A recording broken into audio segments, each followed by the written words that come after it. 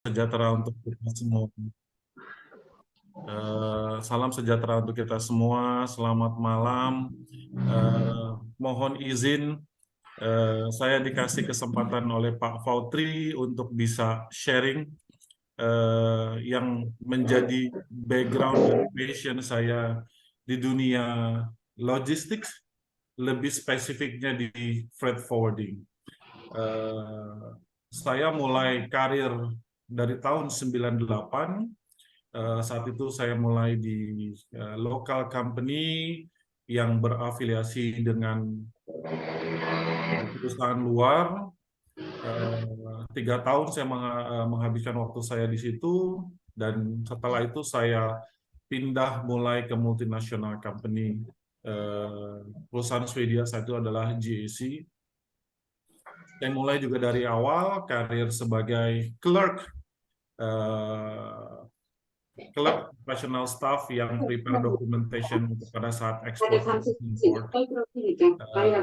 Apapun itu, pekerjaan PEB, PIB, Master RW Bill, saat itu masih melakukannya melalui mesin tik. 9 tahun saya menghabiskan waktu saya di sana, pindah lagi ke perusahaan yang lebih besar, yang lebih worldwide, Siva Logistics, gabungan dari 2 perusahaan, Eagle Global Logistics dan TNT Global Logistics.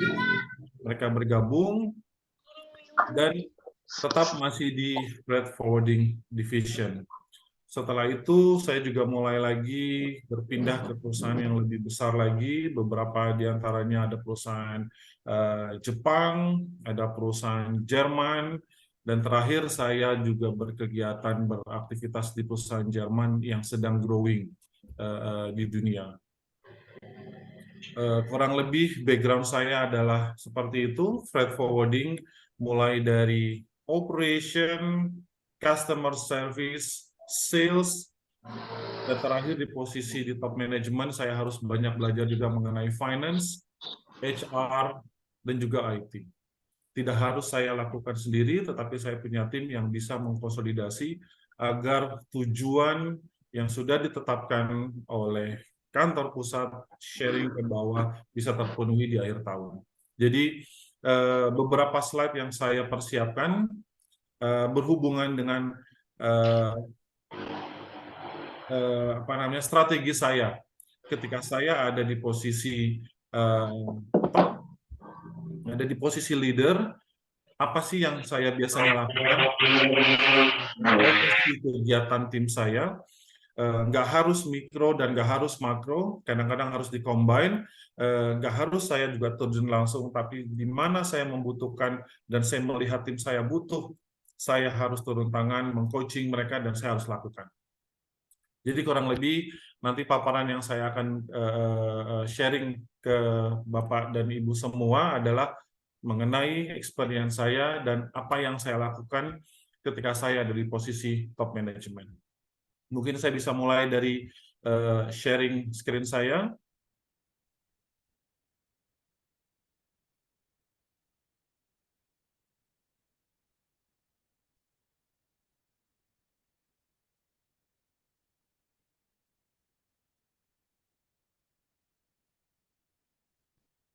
Sudah bisa lihat, Bapak Ibu? Sudah, Pak. Sudah, Pak. Kita banyak lihat referensi di buku atau di literatur manapun perbedaan antara leadership dan juga boss. Saya lebih sesuai dengan tema malam hari ini adalah become successful logistician leader. Jadi logistician itu banyak sekali di dalamnya, itu bisa berhubungan dengan warehousing, yang nanti Mas Bayu juga ingin meneliti lebih jauh.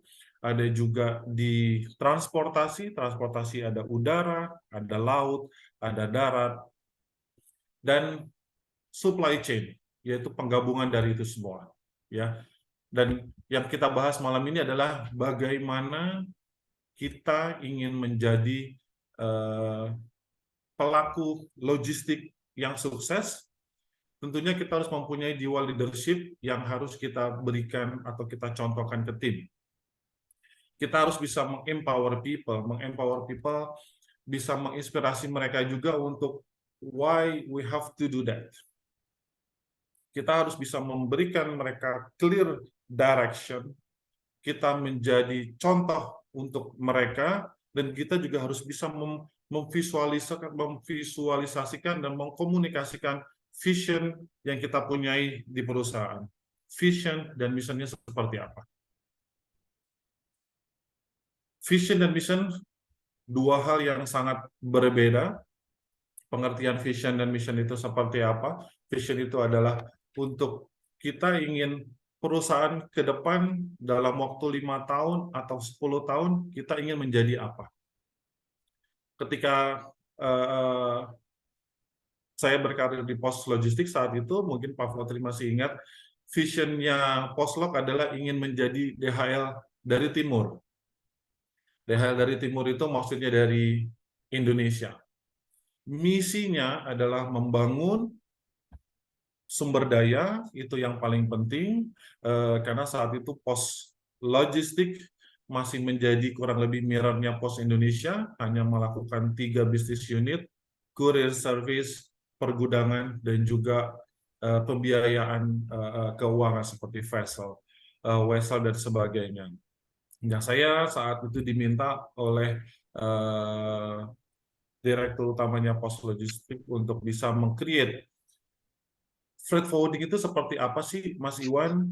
Sharing dong ke kita untuk gimana teman-teman di Pos Indonesia untuk bisa tumbuh dan besar juga tidak hanya dengan barang-barang yang kecil yang sifatnya di bawah 5 kilo, 10 kilo atau di bawah 50 kilo, tapi juga bisa melakukan pekerjaan-pekerjaan yang biasa normal rutin dilakukan oleh perusahaan-perusahaan kargo pada umumnya. DHL, Schenker, dan yang lain-lain. Karena mereka mempunyai kemampuan sumber daya untuk bisa melakukan hal itu. Mulai kita atur, misinya kita akan mau apa nih? Kita buat waktunya seperti apa ya? Time frame-nya, dan kita harus siapkan sumber dayanya sebaik mungkin.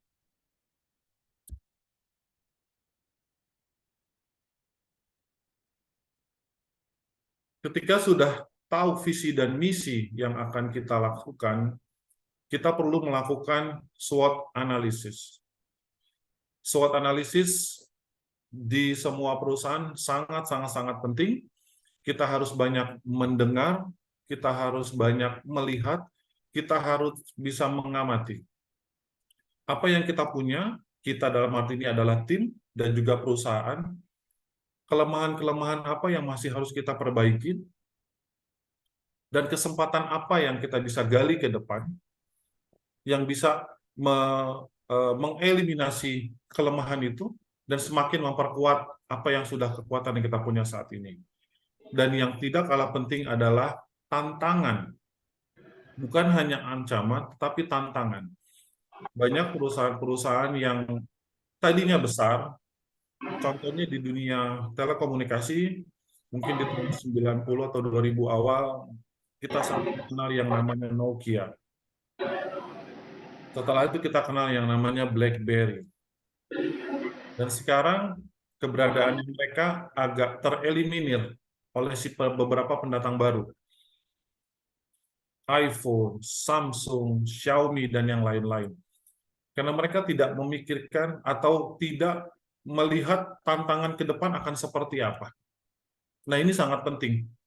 Sebagai seorang leader, kita harus bisa mendetermine tantangan apa yang akan dihadapi oleh kita di dunia bisnis kita 3-5 tahun ke depan. Untuk dunia logistik khususnya, banyak yang sudah memperkirakan 2023 adalah kembali resesinya Europe dan juga USA. Hitung mundur 2-3 tahun ke belakang ketika COVID-19 memulai 2019 akhir di China, 2020 sudah mulai melanda Asia, Eropa, dan Amerika. Beberapa perusahaan, terlebih yang paling sulit adalah freight forwarding juga, kita butuh dokumen on hand yang harus kita pegang, yang harus kita lihat.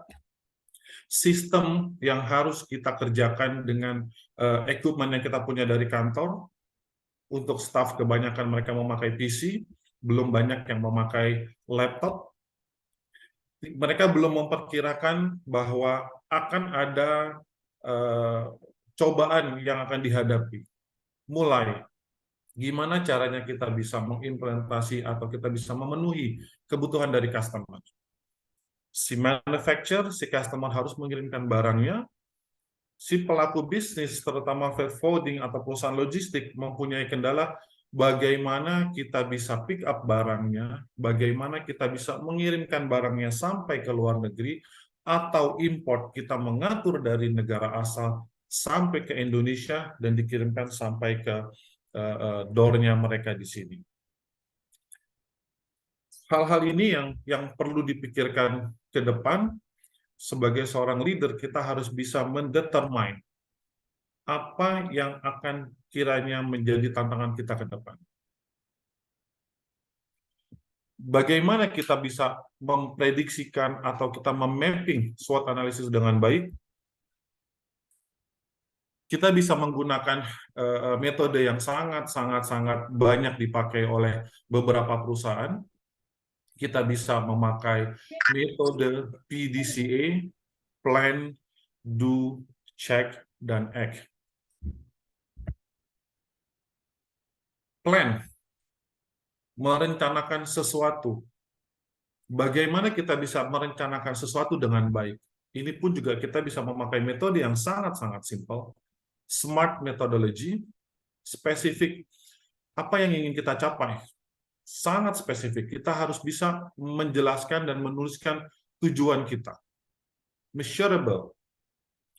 Bagaimana kita mengetahui bahwa si target itu akan bisa kita capai?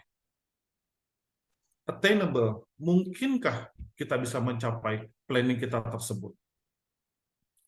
Relevant and realistic, bagaimana kita bisa mencapai tujuan itu? Realistik tidak? Dengan kondisi yang sekarang dan kondisi nanti yang ke depan.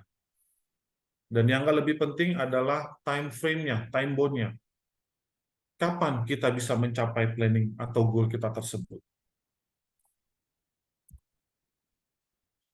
Setelah kita buat planning menggunakan smart methodology tadi, kita bisa menggunakan implementation plan untuk fase do seperti apa. Kita sudah tahu planningnya, kita sudah tahu apa yang akan ingin kita sasar, waktunya seperti apa, measurement-nya sudah kita punya, tinggal kita melakukan. Apakah sesuai dengan apa yang akan kita lakukan nanti, kita bisa menggunakan metodologi implementation plan seperti di layar. Kita harus bisa memapping up stakeholder-nya, siapa aja yang akan terlibat. Tentunya di sebuah perusahaan semua stakeholder harus terlibat. Tidak hanya dari si top management, tetapi sampai ke low management juga harus terlibat. Makanya kita bisa mendefine ownership untuk setiap step yang akan dilakukan. Action-nya seperti apa dari stakeholder tersebut, agar kita bisa memenuhi planning atau goal tersebut.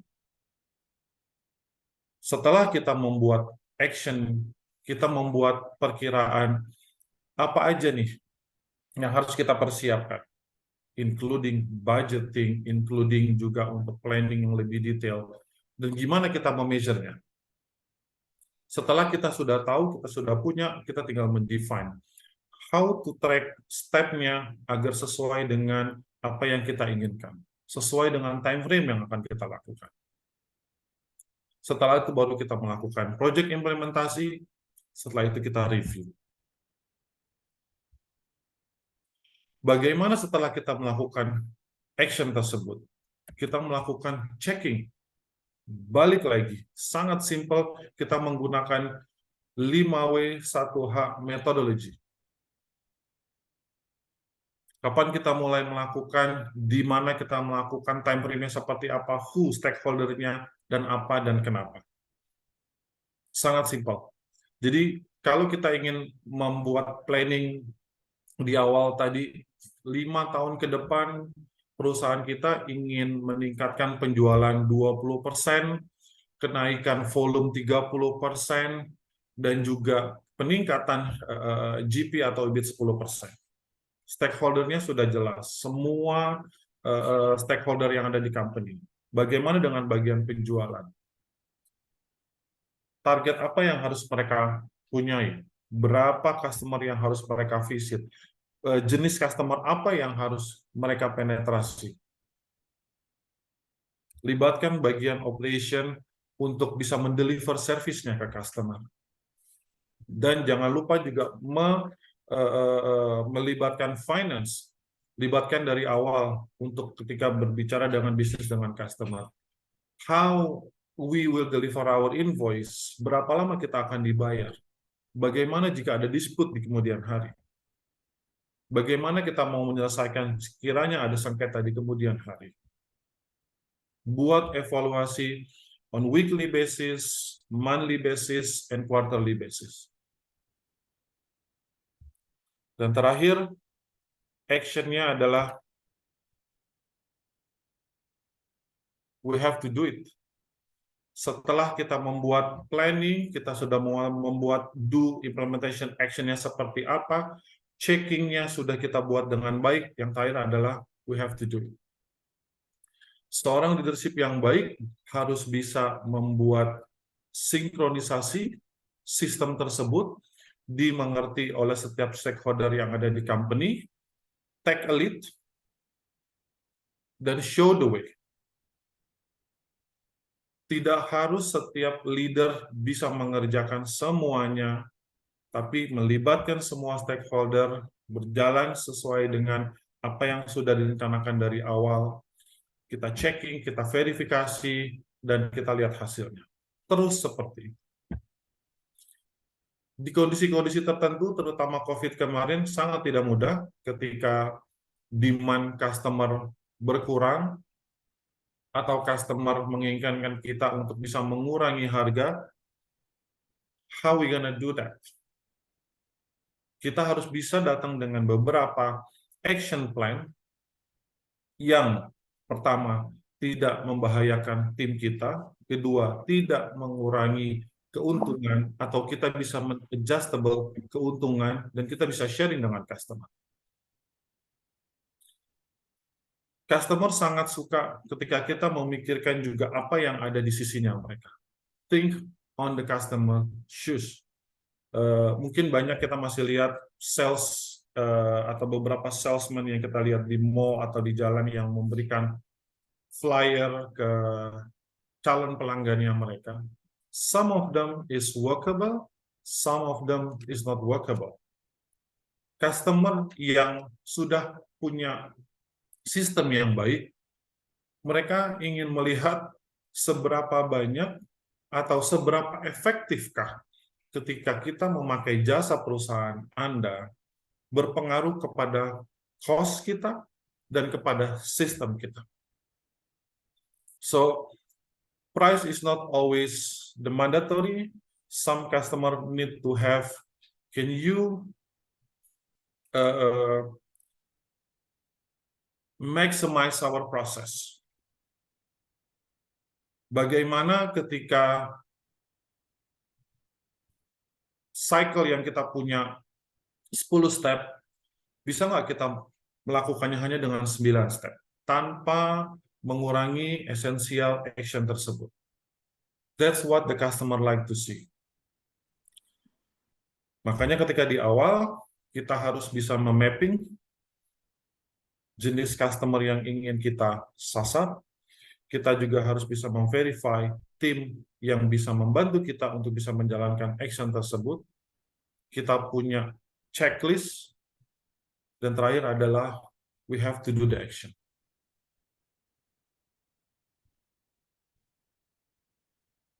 Dan yang terakhir adalah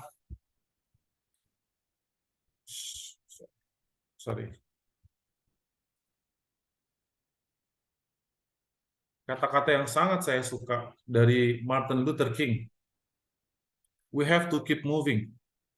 Sebagai seorang leader, kita harus bisa membawa tim kita untuk tidak berhenti berinovasi, untuk tidak berhenti memikirkan solusi yang terbaik terhadap customer, memikirkan proses yang lebih baik untuk mereka. In the end of the day, bisa berakibat mengurangi cost dari si customer tersebut.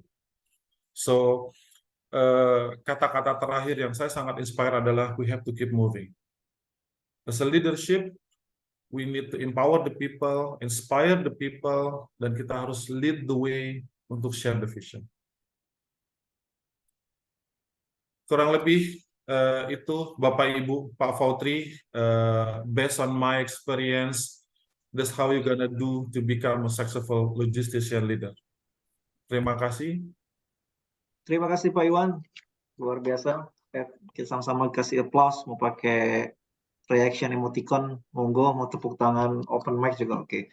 Terima Ya, kasih. menarik Pak Iwan. Jadi ternyata di bisnis logistik dengan kekompleksitas dan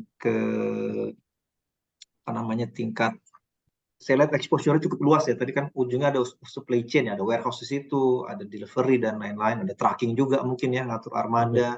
Apalagi kalau lintas negara, lintas pulau, ada pilihan laut dan udara, menjadi kompleks, dan leadership menjadi sesuatu yang penting dan kritikal seperti itu. Dan saya suka yang terakhir, kalau nggak bisa terbang, lari aja. Kalau nggak bisa lari ya jalan. Kalau nggak bisa jalan ya crawling ya, merangkak. Pokoknya bergerak. Keren. Oke, mungkin saya dulu buka pertanyaan sebelum saya lempar buat teman-teman. Kita kan tahu Pak Iwan, logistik ini buat saya pengalaman sebagai customer gitu ya, dari sisi ya gampang lah beli barang melalui toko-toko online gitu, ataupun kita ngejar kemana, ke sini, toko ini. Nah, logistik ini kan menurut saya kritikalnya, kalau logistik nggak bekerja dengan baik atau sesuai ranahnya, ini kan barang nggak sampai ke customer, barang nggak sampai ke distributor, barang nggak sampai ke wholesaler. Nah, kalau boleh spesifik terkait di situ, bagaimana sih pengalaman Pak Iwan di lingkup skop yang Pak Iwan pernah lakukan, yang memastikan itu dengan gaya leadership apa sih Pak yang paling cocok sebenarnya, pemain komando, tekan, atau apa yang dominan Pak diperlukan untuk, karena tadi saya paham logistik ini kalau penting, kalau barangnya ada, customer beli nggak nyampe, customernya komplain. Atau penanganan di warehouse yang nggak baik, rusak barangnya ya komplain juga diterima. Begitu, kurang lebih begitu Pak pemahaman saya sebagai orang awam. Nah, monggo Pak Iwan, kira-kira itu pencerahan. Di freight forwarding industri Pak Fautri, sebelum kita melakukan transaksi, itu kita butuh memberikan pembekalan product knowledge kepada sales kita. Jadi makanya saya bilang tadi di awal, kita masih suka sering lihat sales yang hanya memberikan flyer, Pak, ini kita punya. Banyak saya lihat juga setelah si salesman atau sales girl itu memberikan flyer atau brosur, banyak berakhir di, mohon maaf, di tong sampah, Pak. Karena kita nggak mendengar apa yang customer mau, tapi kita hanya menjual apa yang kita punya. Nah, pembekalan product knowledge kepada seorang salesperson sangatlah penting, karena window-nya suatu perusahaan itu adalah Pak, aku dikasih apa nih, Pak? Halo? Ya, silakan lanjut Mas Pak Iwan. Ya. Pembekalan Pak Fautri. Jadi ketika kita ketemu calon customer, Pak Fautri mau mengirimkan barang, contohnya misalnya iPhone atau handphone lah. Berapa banyak Pak kita mau mengirimkan? Kita harus bisa menjelaskan. Pada saat Pak Fautri ingin mengimport handphone, persyaratan yang harus dipunyai itu apa? Itu harus dikemukakan di awal, Pak. Ya, jadi banyak saya temukan perusahaan-perusahaan yang, Pak, saya mau import barang, pokoknya saya sampai di tempat, saya mau gimana caranya agar barang itu sampai. Oke. Nah, tugas kita juga harus bisa mengedukasi customer tersebut. untuk kita mengimport handphone misalnya, itu Bapak harus membutuhkan dokumen A atau dokumen B, dan ini time frame-nya. Ya, karena kerumitan yang harus kita jelaskan ke mereka, proses bea cukai customs yang di lapangan seperti apa, kendala-kendalanya. Dan sekiranya si customer tidak mempunyai perizinan yang jelas, itu akan menjadi kesulitan bagi kami untuk bisa memproses barang itu. Jadi kita tidak hanya over promising ke customer, tapi kita harus mengedukasi. Balik lagi ke pertanyaan Pak Fautri, kok saya udah kirim barang, tapi sudah beli barang, tapi barangnya nggak sampai-sampai. Nah, seorang perusahaan ini, mereka harus bisa tahu nih, barangnya ini ada di mana, perizinan yang dibutuhkan untuk mengimport barang itu apa aja, dan itu harus disampaikan di awal.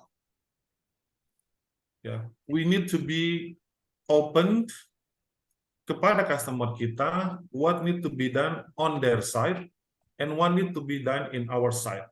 Apa yang harus kita lakukan berdasarkan apa yang mereka punya. Kalau mereka nggak punya, kita harus kasih tahu. Bapak harus punya proses ini, Bapak harus punya dokumen ini. Jika tidak, ini kendala yang akan muncul di lapangan. We need to be open. Siap. Oke. Great. Jadi ada pembekalan nih mengenalkan produk knowledge, berarti ada proses, kalau mungkin di istilah SDM ada mentoring di situ mungkin Pak Iwan ya, ada mentoring di situ ya. Betul. Oke, thank you Pak Iwan. Oke, lanjut teman-teman, silahkan jika ada yang mau ditanyakan, bukan jika sih, harusnya ada pertanyaan. Monggo, silakan tanya. Open mic, boleh langsung. Kalau masih malu-malu lewat chat kita bacain. Tapi saya dorong teman-teman silahkan open mic. Pak Chandra kayak ada yang mau nanya nih, udah siap. Oke, saya bukan nanya. I just like to raise an issue that we can discuss ya, gitu ya. Yes, thank you Pak. Tadi kan disebut oleh Pak Iwan, memang perubahan teknologi itu tidak seperti beberapa dekade yang lalu ya. Sekarang ini kan hitungannya malah bisa day by day itu ada perubahan. Saya ingat sekali tahun 88, 89, handphone itu belum ada dulu. Ya. Tadi bicara soal Nokia segala, tapi kemudian waktu di grup Astragrafia itu mungkin saya satu-satunya direksi yang punya dikasih handphone yang jinjing itu dulu, masih ingat nggak, ada yang box yang gitu, besar itu Pak ya, yang besar yang bisa dibawa kemana-mana. Dan rasanya di mobil kalau saya telepon tuh gaya banget gitu ya, pokoknya wah bisa ini. Sekarang pemulung aja kan punya handphone gitu ya, jadi ya. Nah, saya cuman begini, saya setuju sekali tadi Pak Iwan mengatakan bahwa sales segala macam itu kan harus punya, mengerti benar lah apa yang namanya logistik segala macam. Karena kalau kita bicara mengenai logistik itu kan sebenarnya komponen penting untuk perusahaan, baik itu secara menggunakan secara eksternal maupun internal ya. Logistik kan bisa dari luar, bisa dari dalam.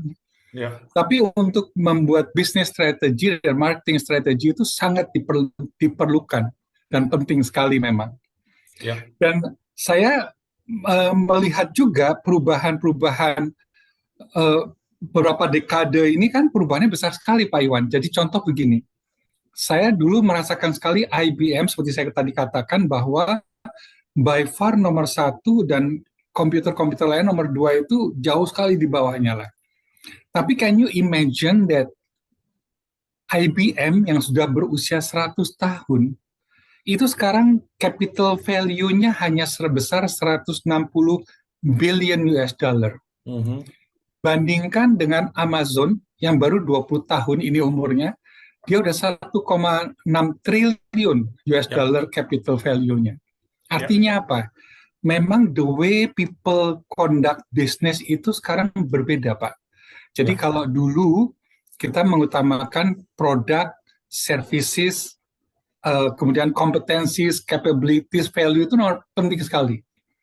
Tetapi sekarang kalau kita lihat yang lebih penting adalah agility, to be agile, harus pindah-pindah gitu, harus bisa menyesuaikan dengan demand segala macam. Betul. Nah, pertanyaan saya menggelitik nih Pak, dari segi logistik nih Pak, kalau kan sekarang ini pengguna internet itu kan hampir di Indonesia aja hampir 90-100 juta orang, dan bisnisnya itu saya lihat, saya dengar sampai 100 triliun. Betul. Ya, jadi bagaimana kira-kira peran dari logistik ini? Kan tadi saya katakan to be agile ya, jadi harus mengikuti perubahan-perubahan cepat. Kira-kira strategi yang seperti apa yang harus dilakukan oleh what so called company yang bergerak di bidang logistik ini gitu? Kira-kira ide-ide apa yang untuk mengimbangi permintaan dari atau kebutuhan dari meningkatnya demand atau permintaan dari pasar tadi. Mungkin itu. Oh, by the way tadi PDCA itu sekarang udah diganti, udah lebih Pak. Sekarang ada PCDCA Pak. Yes. Jadi plan, coordinate, baru do check and action. Jadi memang lebih banyak yang sekarang dilakukan juga koordinasi dulu sebelum do-nya gitu. Baik. Oke, ini hanya share aja Pak. Nah, kira-kira apa Pak? Itu kira-kira how are you going to improve atau to find a way in a logistic issue ini untuk bisa meningkat Pak gitu. Terima kasih Pak Ivan. Baik Pak Chandra, terima kasih. Saya ingat waktu itu kurang lebih tahun 2000 mungkin ya Pak Chandra, ketika saya baru pertama kali berkarir di dunia freight forwarding, di local company yang berafiliasi dengan perusahaan Belanda dan di dunia, kita ada raker, salah satu pembicaranya saat itu anggota Kadin. Saya masih ingat, saya lupa namanya pembicara dari Kadin tersebut, tapi saya masih ingat apa yang beliau utarakan saat itu di tahun 2000. Beliau bilang, pelaku bisnis logistik di Indonesia jika ingin survive dan berkembang lebih besar, harus bisa menguasai pasar domestik dengan baik. Artinya apa? Indonesia dari Sabang sampai Merauke, 5 kepulauan besar, kota-kota besar, kecil, menengah, kecil, dan sangat kecil, kita belum punya infrastruktur yang baik. Itu harus kita akuin Pak Chandra. Banyak stakeholder yang harus terlibat dalam hal ini. Pertama adalah regulasi dari pemerintah, harus clear. Yang paling mudah adalah kita ngomongin dwelling time nih Pak. Siapa ownership-nya mengenai dwelling time tersebut? Bea Cukai bilang kita sudah clear kok selama barang tiba di pelabuhan atau di bandara, selama dokumennya lengkap, kargonya akan cepat rilis. Warehouse operator bilang bahwa kita nggak punya cukup yard atau lokasi untuk bisa menampung, dikarenakan proses dari si regulator tersebut masih banyak terkendala. Balik lagi, siapa yang mau ambil ownership akan hal itu, Pak? Bea Cukai sebagai tempat stakeholder terakhir yang dititipin berbagai macam peraturan dari berbagai macam departemen yang ada di Indonesia, dia adalah guarding terakhir sebelum barang itu keluar dari daerah kepabeanan. Kalau barang sudah keluar dari area kepabeanan, sudah tidak menjadi tanggung jawab mereka lagi, tapi mereka berkewajiban untuk mengetahui apa yang ada di dalam kondisi barang tersebut, dan itu aman untuk kita. Jadi, bagaimana kita sebagai perusahaan logistik untuk bisa agile itu tadi, banyak yang harus kita kooperasi Pak ya, kerjasama dengan baik. Bagaimana kita menghubungkan beberapa international seaport dan international airport agar ketika barang sudah sampai di tempat mereka bisa terdistribusi dengan baik. Harga Pak Chandra untuk mengirimkan satu kontainer dari Jakarta ke Papua masih jauh lebih mahal daripada kirim Jakarta ke China atau Hong Kong. That's the fact, Pak. Karena infrastruktur tadi itu yang belum tersedia dengan baik di Indonesia. Jadi isu ini memang tetap akan menjadi hal yang menarik yang harus dibicarakan kepada regulator maupun kepada pemerintah. bagaimana pemerintah bisa mempunyai atau menyediakan infrastruktur yang baik agar logistik cost bisa turun dengan baik, Pak. THC, Pak, Terminal Handling Charges, ketika kapal ada sampai atau akan berangkat. Yang 20 feet 95, yang 40 feet adalah $140. Negara ASEAN yang lain, itu mereka rata-rata antara untuk yang 20 feet, 20 sampai $50. Tapi kenapa kita mengecas $95? That's the fact, Pak. Jadi, balik lagi menjawab pertanyaan Pak Chandra, cukup kompleks, Pak. Kami di perusahaan-perusahaan logistik harus bisa menjembatani dan berkomunikasi dengan regulator untuk bisa, kita juga bisa kok seperti negara lain, Singapore, air freight shipment, hitungan jam mereka sudah selesai. Saya pernah visit ke Jepang, Pak, di Tokyo, benar-benar barang sampai di bandara dalam hitungan jam, 2 jam, barang sudah bisa keluar. Saya melihat juga di Charles de Gaulle di Paris, mereka sudah punya gudang yang tidak ada manusianya, semuanya dioperasikan oleh robot. Mereka sudah punya sistem seperti itu. Again, pemerintah Indonesia harus bisa menyediakan fasilitas infrastruktur yang jauh lebih baik.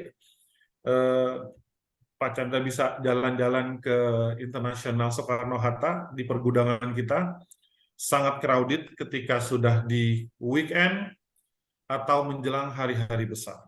Space-nya nggak cukup, manpower-nya kurang, barang suka mix up ke tujuan yang lain, that's the fact.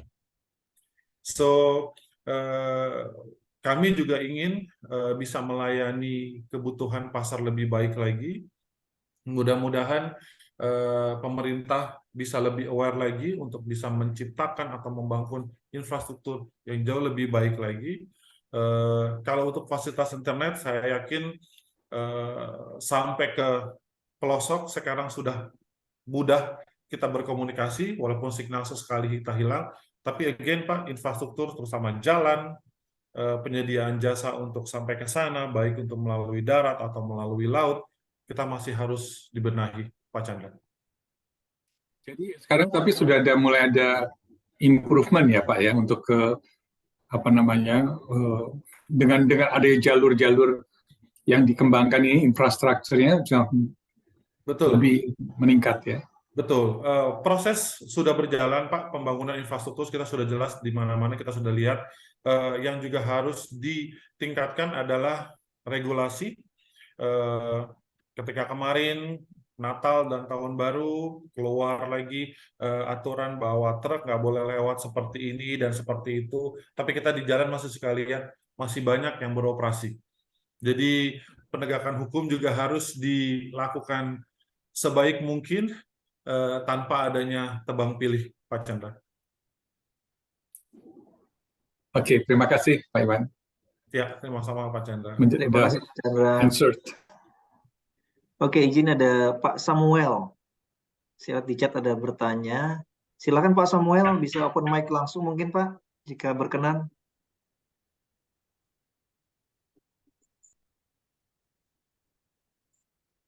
Halo Pak Samuel. Oke, mungkin saya bacakan aja Pak Iwan ya.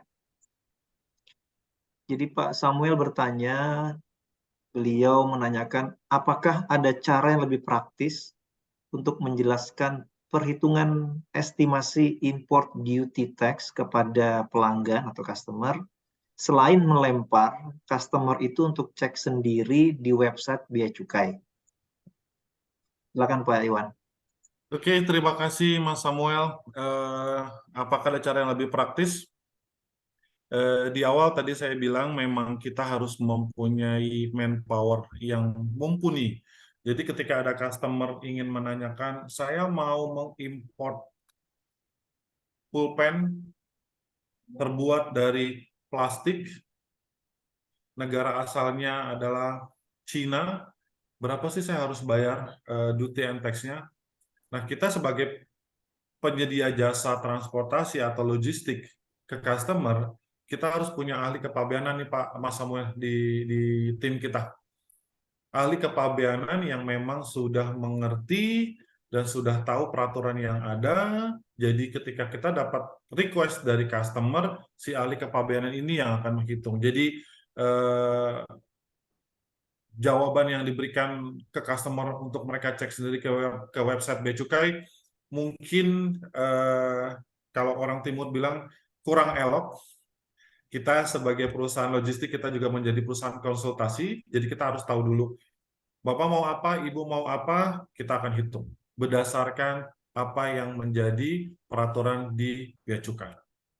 Jadi untuk perhitungan praktis adalah saya sarankan untuk bisa mempunyai ahli kepabeanan. Tidak mudah, Mas Samuel. Kursusnya cukup panjang, ujiannya juga cukup berat. Tetapi cara yang lebih praktis adalah memang kita harus mempunyai ahli kepabeanan yang bisa memberikan perhitungan estimasi kepada customer. Oke, terima kasih Pak Iwan. Ya, Jadi artinya kalau kita ada bisnis terkait impor ekspor gitu ya, sebaiknya ada tim kita internal yang memang punya kapabilitas di kepabeanan ya, menghitung. betul, Oke, betul, betul. baik. Oke, Pak Samuel juga sudah memberikan tanggapannya. Terima kasih kepada Pak Iwan atas penjelasannya. Oke, Terima kasih, Mas baik. Samuel. Silakan teman-teman yang lain. Mas Bevi mungkin dari Qatar ada yang ingin digali lebih jauh nih dari Pak Iwan. Karena Mas Bevi juga di LinkedIn saya lihat juga beberapa kali ada niat untuk, bukan niat, sudah jalanin Mas ya, impor buah kalau nggak salah dari Indonesia dijual ke Qatar gitu ya. Mungkin boleh cerita dan mungkin bisa dapat insight juga dari Pak Iwan. Monggo Mas Bevi. Oh iya, terima kasih Pak Fetri, Pak Iwan. Iya, menarik nih kalau untuk mengenai logistik kan kita challenge-nya di shipping cost ya, apalagi untuk ekspor barang-barang dari Indonesia kan itu untuk mungkin harganya masuk dalam hitungan, tapi begitu dikirim ke luar Indonesia kalah saing dengan negara-negara lain lah, banyak faktor dari utamanya dari shipping cost sih yang challenge-nya sih dari situ. Kalau dari Pak Iwan sendiri ada mungkin bisa kasih insight gimana sih Pak untuk menekan shipping cost tapi tanpa mengurangi faktor safety ya. Jangan sampai kita shipping cost-nya ditekan tapi seperti di jalan-jalan ada banyak yang odol ya, over dimensi, overload. Oke. Itu gimana Pak supaya shipping cost-nya bisa ditekan Pak? Oke. Biasanya pakai prinsip dasar orang dagang nih, Pak Mas Bevi nih. Jadi sekiranya kita ingin mempunyai atau mendapatkan shipping cost yang jauh lebih hemat atau murah, biasanya berhubungan dengan quantity nih Mas Bevi nih. Seberapa sering kita mau kirim, seberapa banyak kita mau kirim, dan itu bisa sampaikan di awal kepada perusahaan logistik bahwa kita punya planning pengiriman dalam 1 minggu sekian, dalam 1 bulan sekian, atau dalam 3 bulan sekian. Nah, bisa nggak kita dapat harga yang kompetitif? Nah, itu cara yang sangat singkat nih, Mas Bevi. Saya setuju dengan tanggapan atau komentar dari Mas Bevi bahwa mengurangi harga jangan sampai mengurangi servis. Nah, hal inilah yang memang menjadi tugasnya tim sales maupun tim operation untuk meramu. Apa yang menjadi keinginan Mas Bevi tadi adalah saya ingin mendapatkan harga yang jauh lebih kompetitif. Yaitu tadi Mas Bevi, kita bisa mendapatkan estimasi volume dari Mas Bevi. Dan cara yang kedua yang bisa kita lakukan di perusahaan logistik adalah kita mencari importir-importir atau eksportir yang mempunyai komoditi yang kurang lebih sama dengan Mas Bevi dan tujuan yang sama juga. Kita bisa konsolidasi pengiriman tersebut dan harganya akan jauh lebih murah. Kalau di istilah ocean freight itu kita ada bisa buka LCL box Mas Bevi. Jadi dalam satu 20 foot itu kurang lebih misalnya ada 25 atau 20 kubik lah. Mas Bevi mungkin bisa sumbang 4 kubik, kita bisa jual sisanya ke yang lain. Nah, itu harganya akan jauh lebih kompetitif, Mas Bevi. Terima kasih Pak Iwan. Coba kita juga di teman-teman di Qatar kan ada beberapa toko Indonesia ya. Kita Ya, coba koordinir juga untuk barang-barang daripada masing-masing FCM, misalkan satu kontainer sama dengan produk yang sama, mendingan kita konsolidate aja semua. betul. Tapi Konsolidasi itu kemarin itu penting. ya karena pandemi sih, jadi kemudian stop ini kita baru memulai lagi nih, kita koordinasi lagi. Siap. Boleh Mas Bevi kalau nanti mau sharing-sharing dengan senang hati membantu juga. Siapa tahu bisa lebih lancar. Siap-siap, terima kasih. Itu Pak. meeting apa? Jangan Mantap. ngajar kan. Buka jalannya Mas Bevi. Jadi nanti tinggal share nomor HP-nya Pak Iwan. Siap. Oke, Siap, mudah-mudahan mudah-mudahan menjawab Mas bisa. Bevi ya. Dan semangat. Siapa tahu nanti bisa Terima bantu kasih, Pak. ekspor. Saya pakai eksportirnya, Mas Bevi importirnya di Qatar gitu.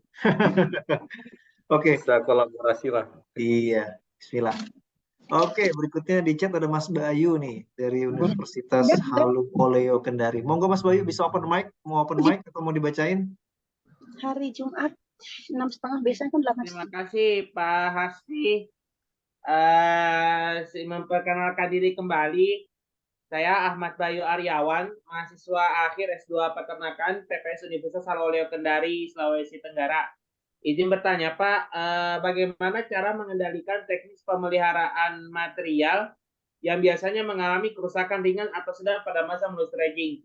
Karena kita tahu bahwa ini rencana lebih kepada teknis, bukan memang mengarahnya ke kepemimpinan, tetapi tidak akan lebih ke pembahasannya itu.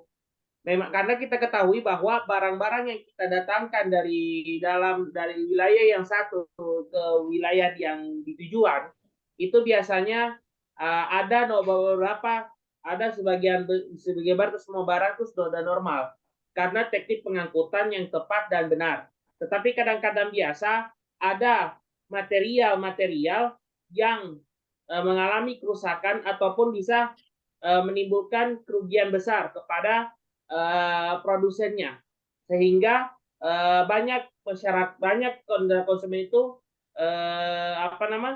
menimbulkan keluhan-keluhan yang berdampak pada kerjasama logistiknya seperti itu.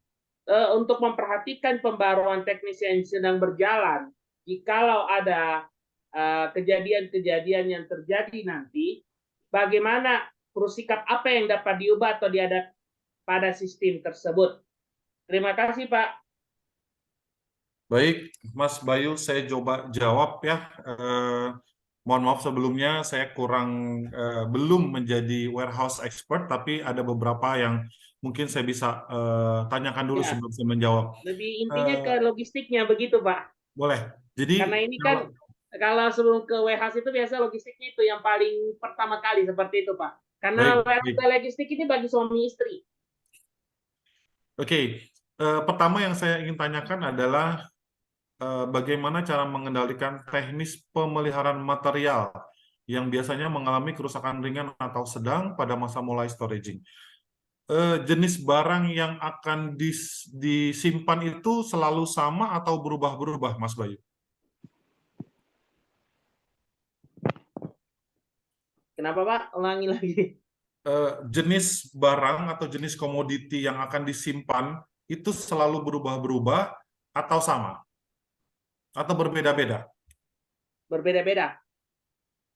Oke, berbeda-beda itu apakah barangnya itu kategorinya sama semua? Contohnya sayur-sayuran atau buah-buahan? Kategorinya sama, tapi mutunya pasti akan berbeda.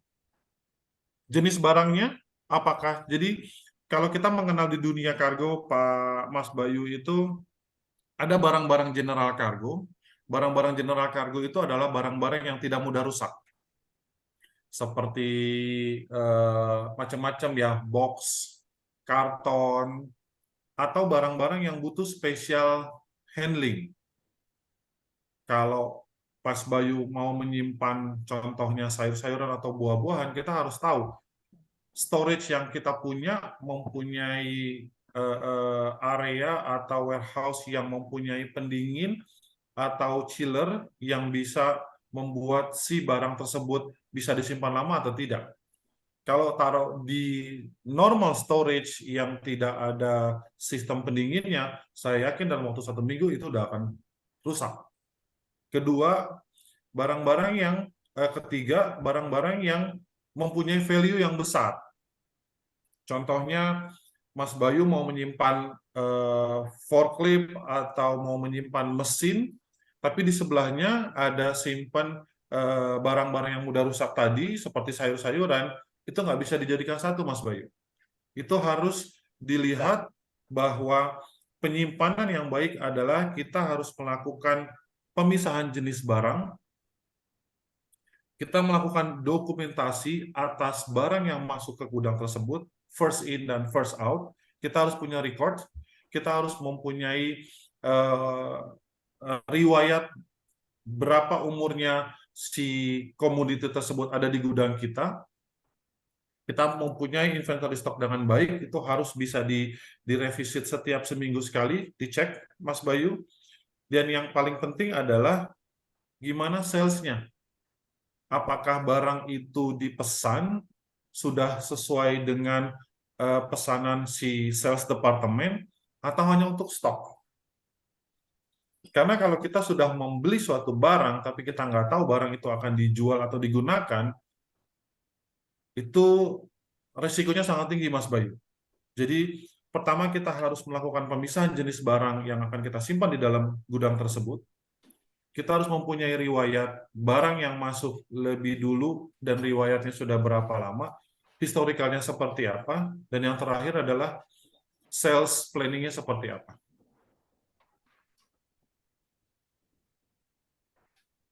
Karena pertanyaan Mas Bayu agak lebar, pemeliharaan material itu banyak sekali, Mas Bayu. Karena kalau tadi Pak Chandra di IBM, materialnya yang berhubungan dengan komputer. Kalau si perusahaannya ini berhubungan dengan spare part mobil, ya barangnya akan jauh lebih tahan lama, tetapi butuh penanganan yang juga lebih lebih signifikan, karena biasanya spare part mobil jauh lebih mahal. Begitu, Mas Bayu. Kalau layoutnya seperti bagaimana ya Pak? Kalau logistik dengan warehouse itu? Perbedaannya layoutnya logistik dengan logistiknya lagi. Layoutnya logistik dengan layoutnya warehouse. Apakah ada samanya atau bedanya, Pak? Again, kembali lagi, Mas Bayu, perusahaan logistik pun juga tidak akan mencampur adukan barang yang satu dengan barang yang lain. Biasanya mereka akan melakukan pemisahan berdasarkan jenis barang tersebut. Tidak akan dijadikan satu di dalam satu pergudangan, mereka akan membuat staging yang jelas. Yang paling simpel juga barang-barang general cargo akan dipisah oleh barang-barang yang berkebutuhan khusus, yaitu specific cargo, special cargo, atau dengan barang-barang yang berbahaya, dangerous good. Mereka tidak akan berlokasi berdekatan. Kalau menggunakan medium penyimpanan bisa tidak ya? Tergantung dari Kalau jenis layoutnya itu. Kalau dari layoutnya itu. Bisa Mas Bayu. Ya, berarti kalau misalnya nanti lebih ke layout, biarpun kita tergantung barangnya kita, kan ini kan umum ya, karena kalau bicara khusus kebetulan Bayu berada di ilmu pangan, kebetulan Bayu berada di khusus teknologi hasil ternak, itu pasti jangan sampai ada yang belum mengerti, karena ini lebih umum.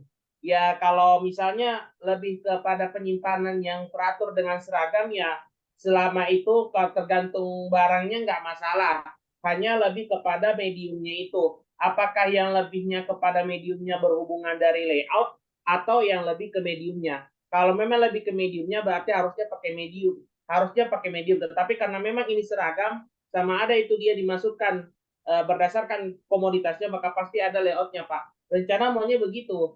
Tetapi karena memang kebetulan insya Allah S3 di Universitas Saloleo, tapi bukan di umur yang sekarang, insya Allah umurnya 30, pas kepalan 3 atau 4, belum 50-an tahun, itu Bayu, kalau mungkin Bapak sudah tua kayaknya, sudah mau pensiun dari logistik sepertinya. Wallahu a'lam, mohon maaf kalau kurang sopan. Karena kalau soal tentang logistik ini dengan warehouse ini seperti kembali lagi seperti pasangan suami istri, tapi ini tidak akan cerai, beda dengan manusia. Kalau logistik ini salah satu hal yang harus diperhatikan, mengingat dengan adanya pemeliharaan barang tersebut, maka kita akan menentukan apakah barang tersebut akan layak digunakan atau tidak. Nah itu sehingga kalau lebih ke layout sih lebih rasanya oke, fine, nanti tergantung daripada para pakar yang ada, baik di pangan, baik di pangan atau yang di industri. Cuma kembali lagi ke dosennya kalau tidak mengizinkan ya, yang penting insya Allah ada diskusi lanjut untuk hal masalah ini. Baik, Mas Bayu. Jadi layout salah satu yang penting pemilihan pemisahan jenis barang. Kita juga harus mempunyai daily and weekly checklist, historical umurnya material tersebut, dan siapkan SOP-nya dengan baik, Mas Bayu. How to handle the materialnya dengan baik. Oke, thank you. Terima kasih Pak Iwan, Mas Bayu. Ini ada tambahan dari Pak Samuel juga, mungkin mudah-mudahan bisa membantu Mas Bayu juga. Jadi disampaikan Pak Samuel, sejalan dengan yang terakhir disampaikan Pak Iwan tadi, pentingnya adanya SOP dan pemeriksaan secara harian daily checklist terhadap material yang kita simpan, karena itu akan jadi memberikan manfaat dalam pemeliharaan. Ya. Seperti itu Mas Bayu. Ya. Mungkin sedikit saya tambahkan juga, pengalaman saya terakhir bekerja di manufacture aluminium, salah satu yang penting di warehouse mungkin Mas Bayu adalah jangan lama-lama nyimpennya Mas, kalau bisa segera keluar ke customer gitu, ke end usernya. Itu pengalaman kami, karena dalam kita punya pengalaman itu terlalu lama nyimpen, numpuk, space-nya terlalu butuh space yang terlalu luas, kan jadi ongkos ya mahal. Tapi begitu kita gerebek, cari cara, ya cepet-cepet akhirnya bisa hampir setengahnya itu space berkurang gitu ya, karena lebih cepat datang, cepat keluar juga gitu. Gitu Mas. Detailnya mungkin ada teknis, nanti orang logistik warehouse yang paham, tapi semangatnya itu yang menurut saya perlu ditambahkan. Betul Pak Iwan ya? Mohon koreksi kalau kurang tepat. Makanya tadi saya sempat singgung juga bagaimana planning dari tim sales-nya, apakah mereka sudah mengorder barang, sudah akan tahu akan dijual barangnya dalam beberapa lama periodikalnya. Jadi jangan sampai seperti yang Pak Fotri bilang tadi, kita beli barang tapi kita nggak punya cycle yang jelas akan si komoditi tersebut. Kita nggak akan mungkin simpan selama-lamanya, karena itu jadi additional cost juga, Pak Fotri. Terima kasih, setuju. Cycle istilahnya ya, cycle baru ingat saya. Cycle. Baik, oke teman-teman silakan. Kita masih ada waktu kurang lebih sampai 20.30. Masih ada sekitar 10 menit lagi. Silakan teman-teman, jika ada yang masih ingin digali lebih jauh, kita curi ilmunya, walaupun waktu singkat, dari Pak Iwan, silakan.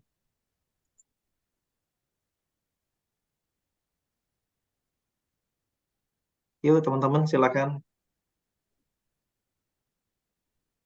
Oke, sambil nunggu deh. Pak Iwan, ini kan rame-rame nih katanya, 2023 resesi kan digaung-gaungkan gitu ya. Entah maksudnya memang memberikan awareness, kehati-hatian, atau memang menakut-nakuti, kan kita nggak tahu. Tapi ada gitu ya. Nah, kira-kira waktu pandemi, tadi saya di awal sampaikan pandemi kan logistik tumbuh dengan sangat pesat dibanding bisnis lain ya, di bisnis lain. Karena emang orang banyak di rumah, banyak nggak kemana-mana, jadi butuh barang dikirim ke rumah. Nah, isu resesi ini sama penarikan kebijakan PKM, jadi orang udah kerja lagi ke kantor nih, hampir jalan udah macet nih saya di Jakarta seminggu terakhir. Ini kira-kira impact-nya gimana Mas? Baik di Jawa atau ke wilayah luar Jawa di Indonesia, seperti apa yang Pak Iwan bisa berikan gambaran buat kita semua? Ya, seperti yang kita tahu Pak Fotri, ketika COVID melanda pun resesi di seluruh dunia. Resesi di seluruh dunia karena berhubungan dengan kebijakan negara tersebut, bagaimana menanggapi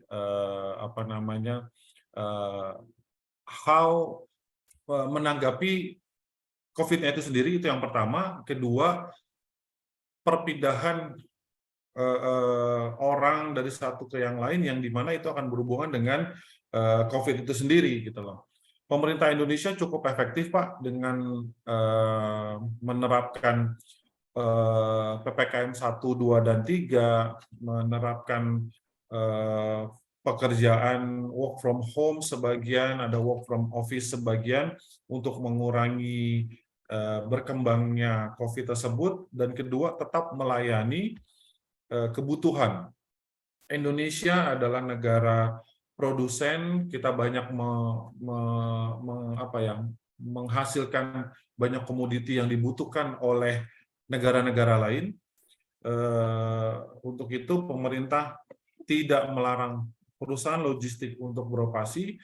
Logistik adalah satu dari 11 sektor kurang lebih kalau nggak salah yang masih harus boleh beroperasi di Indonesia. Jadi berbalik lagi ke resesi yang digaung-gaungkan beberapa ekonomi di dunia bahwa Europe akan resesi lagi, kemungkinan iya, kemungkinan tidak. So far yang saya perhatikan dan saya diskusi dengan teman-teman di dunia freight forwarding bahwa demand tetap naik, Pak Foutry, terutama untuk manufaktur di Indonesia. Space di kapal, di vessel maupun di aircraft juga masih relatif baik, masih kondusif. Harga yang sempat naik sampai 200, 300, 400%, sekarang sudah mulai kembali normal. Belum 100% Pak, tapi sudah mulai menuju ke arah yang kita punya sekitar 5, 6, 7 tahun yang lalu. Jadi saya rasa dan saya pikir kalau melihat trennya, Indonesia masih sedikit jauh terkena imbas resesi Eropa ini.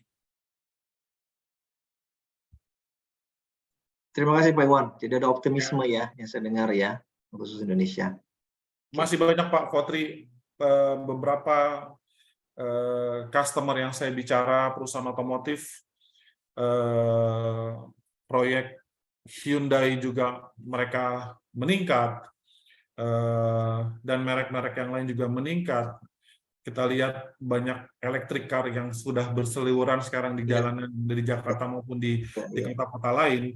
Jadi saya melihat resesinya ini mungkin akan ada, tetapi pengaruhnya ke Indonesia masih sangat sedikit, Pak Foutry. Mudah-mudahan akan seperti itu terus, tidak terlalu berakibat buruk kepada kita. Baik. Jadi ini mungkin menjawab juga di chat pertanyaan Pak Ahmad. Pertanyaannya, bagaimana tanggapan Pak Iwan mengenai terjadinya resesi di Eropa dan apakah kira-kira berimbas selain Eropa? Jadi sudah menjawab Pak Ahmad ya. Jadi dari pengetahuan dan komunitas logistik freight forwarding yang Pak Iwan tekuni, itu rasanya masih Indonesia jauh. Dan mudah-mudahan itu menjadi optimisme kita dan jadi doa kita sama-sama ya Pak Iwan. Jadi tetap semangat dengan itu. Oke. Amin. Baik. Teman-teman silakan. 1-2 pertanyaan lagi. Sambil menunggu pertanyaan, tadi saya di chat kirim link daftar hadir, dan sekaligus kalau teman-teman isi daftar hadir tersebut secara otomatis dalam waktu kurang dari 1 menit, teman-teman akan menerima sertifikat e-sertifikat. Jadi sambil itu silakan diisi, di kolom chat ada link, silakan diisi. Baik. Ini saya sapa ada Pak Cerah. Ini teman saya. Pak Cerah, Assalamualaikum Pak Cerah. Waalaikumsalam Pak Foutry. Apa kabar Pak? Alhamdulillah sehat Pak. Terima kasih. Iya. Ada yang pengen digali dari Pak Iwan Pak terkait logistik. Pak Cerah ini lama di Garuda Pak Iwan. Iya. Selamat malam Pak Cerah. Selamat malam Pak Iwan ya. Iya. Sudah ikut berpartisipasi, mendengarkan. Iya, kita belajar terus Pak Iwan ya. Ya itu saja sih Pak Iwan yang tadi disampaikan ya, bahwa bagaimana katakanlah dwelling time ya itu bisa lebih singkat sehingga kita bisa compete dengan Singapura ataupun negara yang lain. Sebenarnya objektif kita yang paling utama itu ya Pak ya. Untuk itu. Nah ini cara yang paling efektif bagaimana Pak Iwan menurut Bapak? Terima kasih. Terima kasih Pak Cerah. Pertanyaan yang memang saya sudah dengar dan selalu diajukan oleh para importir adalah, Pak, kok kargo saya lama banget ya Pak keluarnya? Karena berhubungan dengan storage atau demurrage. seperti Pak Cara tadi ya saya jelaskan, komunikasikan ke Pak Chandra juga bahwa banyak stakeholder Pak Cara di sini yang harus kita libatkan. Pelaku bisnis, asosiasi logistik harus berkomunikasi dengan baik ke pihak Bea Cukai maupun ke warehouse operator dan juga pemerintah dalam hal ini Pak Cerah. Bagaimana warehouse operator bekerja sama dengan pemerintah juga untuk bisa menyediakan infrastruktur yang jauh lebih modern, paperless, dan nggak sering macet, Pak Cerah. 2-3 minggu ke belakang atau 4 minggu ke belakang menumpuk kontainer nggak bisa keluar karena sistem bea cukainya bermasalah atau sistem yang ada di warehouse yang ada di pelabuhan juga bermasalah, menyebabkan waktu untuk pekerjaan untuk mengeluarkan barang menjadi mundur. Nah, hal ini yang kita juga butuh. Yayasan Konsumen Indonesia juga ikut terlibat ya Pak ya. Biasanya kan kalau contohnya kita bayar listrik tanggal 21 atau tanggal 22 otomatis akan diputus oleh si perusahaan tersebut. Nah, kita pengennya juga ketika ada permasalahan yang timbul, pemerintah juga bisa cepat Pak mengakomodir dan mencarikan solusinya yang tepat. Karena efeknya ketika bermasalah baik pelabuhan atau bea cukai, efeknya tadi timbulnya tambahan biaya itu di lapangan.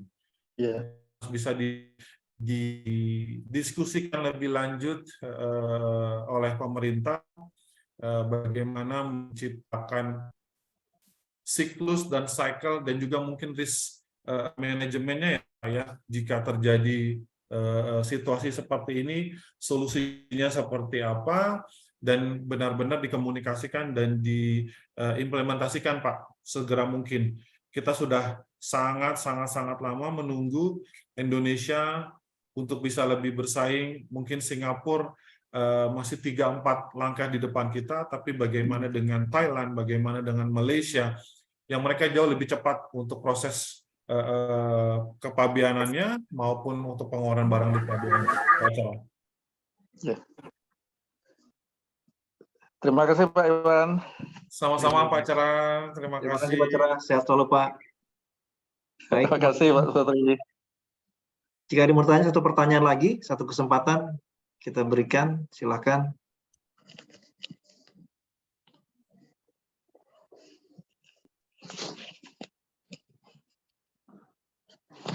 Oke, ada yang mau tanya lagi teman-teman? Mas Wahyu, apa kabar Mas Wahyu dari Semarang nih? Assalamualaikum Mas Wahyu. Waalaikumsalam Pak Fatri, alhamdulillah kabar baik Pak. Sehat ya? Sehat Pak. Oke, ada yang mau ditanya Mas? Mau digali dari Pak Iwan mengenai logistik terkait konstruksi? Mungkin Mas Wahyu ini kan bergerak di bisnis konstruksi. Sementara nggak ada sih Pak Fatri. Siap, terima kasih. Terima kasih. Sama-sama Pak. Salam keluarga Mas. Siap Pak, insya Allah Pak.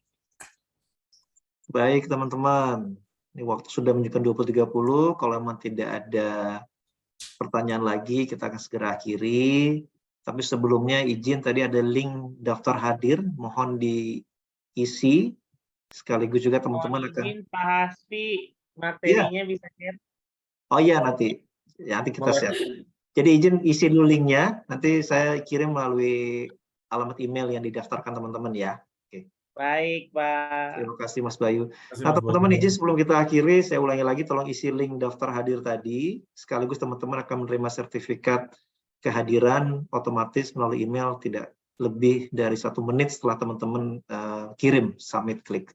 Nah sebelum kita tutup, boleh kita foto bersama dulu teman-teman. Kalau yang memang berkenan bisa kameranya dibuka, kita foto sebentar. Oke, ya silakan, kita tunggu teman-teman berkenannya untuk membuka kameranya. Izin Pak Fatri, saya nggak ada kameranya ini. Oke, nggak apa-apa Mas Ibu. Memang ada namanya, tapi teman-teman yang ada kamera dan tidak dalam situasi yang tidak nyaman, saya sangat rekomen kita open cam. Oke. Oke, kita tunggu dulu beberapa. Baik. Oke, kita foto sekarang ya. Saya akan hitung 1 sampai 3. Pak Iwan ada gaya logistik gimana Pak? Gitu, gimana gitu? Nggak Pak, saya lebih ke Oke, ya jempol lebih teman-teman ya. optimis, lebih optimis, Jempol optimis ya. Oke, lebih optimis. baik. Tolong bertahan. Ini ada 2 layar, jadi saya nanti di layar saya ada 2, jadi nggak tahu teman-teman ada di layar masing-masing yang mana. Jadi mohon bertahan. Saya akan hitung 3 dalam 2 kali shoot. Oke, ya. Oke. 2 jempol sama senyum ya. Oke. 1, 2, 3. Oke, ini slide pertama. Sebentar, saya paste dulu. Lihat hasilnya. Oke, good. Sekarang di halaman kedua, mohon tetap bertahan, senyum sama 2 jempolnya, teman-teman.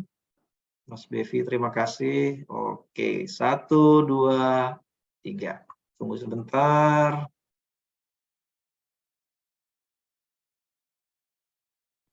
Oke, good. Baik. Sebelum ditutup, saya kembali ingatkan, daftar hadir tolong diisi linknya. Kalau ada kesulitan, tolong chat, misalnya belum berhasil, tapi harusnya tidak ada masalah. Baik, sebelum kita tutup, izinkan saya konklusikan sedikit dari apa yang coba saya dapatkan dari Pak Iwan dan pertanyaan teman-teman. Yang pertama terkait logistik, harus optimis ya, dari Pak Iwan tadi, bahwa kita menghadapi isu resesi, tapi Indonesia dan industri logistik harusnya tetap bisa menumbuhkan optimisme dan jadi penggerak ekonomi, saya yakin.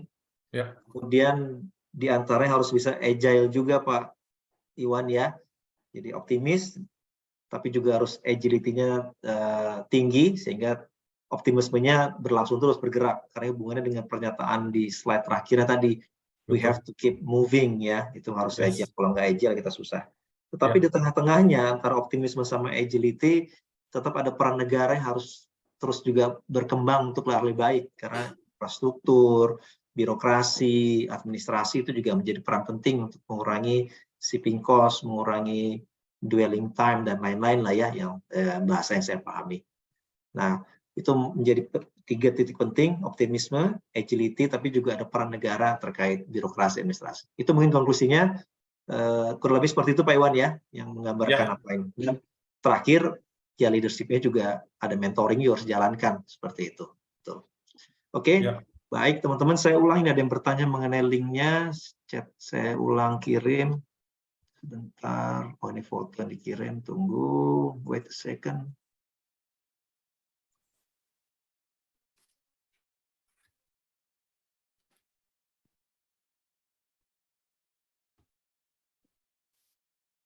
Sebentar.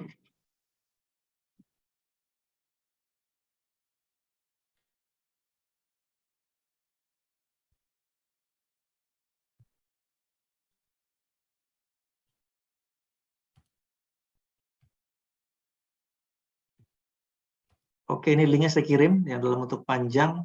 Untuk Pak ada yang bertanya tadi, silahkan diulang. Oke. Saya yang shortnya saya ulang kirim lagi. Oke. Ada kesulitankah teman-teman mohon info mengenai pengisian link daftar hadirnya? Pak Chandra, terima kasih. Oke, baik teman-teman. Kalau tidak ada, saya akhiri dengan ucapan terima kasih untuk Pak Iwan Junior khususnya. Sukses Pak untuk journey yang barunya nih, mudah-mudahan dalam waktu dekat. Terima kasih Pak Fatri. Jangan lupa kami Pak, jika ada perlu consulting, training, coaching di tempat baru Bapak, saya dan Pak Chandra siap bantu. Ya Pak Chandra ya. Oke. Insya Allah. Terima kasih ya Pak Iwan. Good session Pak. Terima kasih semuanya. Terima kasih teman-teman semua yang hadir. Pak Fatri juga terima kasih undangannya, invitationnya. Siap. Sukses selalu. Amin, amin Bapak juga. Oke, terima kasih juga buat teman-teman. Sukses buat kita semua dan pastikan kita juga sehat selalu di tahun 2023. Baik. Amin. Assalamualaikum warahmatullahi wabarakatuh. Waalaikumsalam warahmatullahi wabarakatuh. Waalaikumsalam. Terima kasih Pak Iwan. Jangan lupa Selamat pagi, yang Pak belum isi Iyun, daftar jangan lupa isi Pak daftar hadir. Hasbi, Pak Karena isi daftar hadir Chandra, akan sampai memberikan ketemu alamat lagi. email. Nanti filenya akan saya share melalui email alamat teman-teman yang didaftarkan di form tadi ya. Oke. Baik. Baik. Pak. Saya ulang kembali, yang belum di chat silahkan ada form pendaftarannya.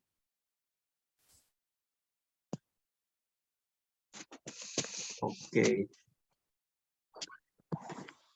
Ang Rohmat, terima kasih Ang Rohmat, teman saya di Cirebon ini, teman SMA. Lagi deh, kita makan ini.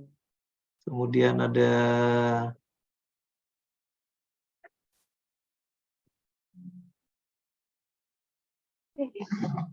Terima kasih sama-sama ya.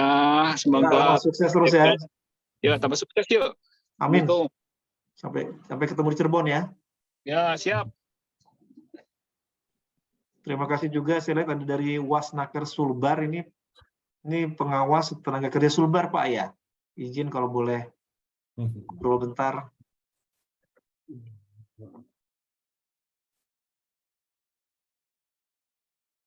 Sulbar ini ibu kotanya. Oh iya Pak Mas Bayu, terima kasih. Kita touch Mas Bayu ya. Nanti kita Waalaikumsalam kontak warahmatullahi alamat email yang diberikan. Oke. Siap Pak, makasih banyak. Sukses S2 S3-nya. Amin, amin, ya Rabbal Alamin.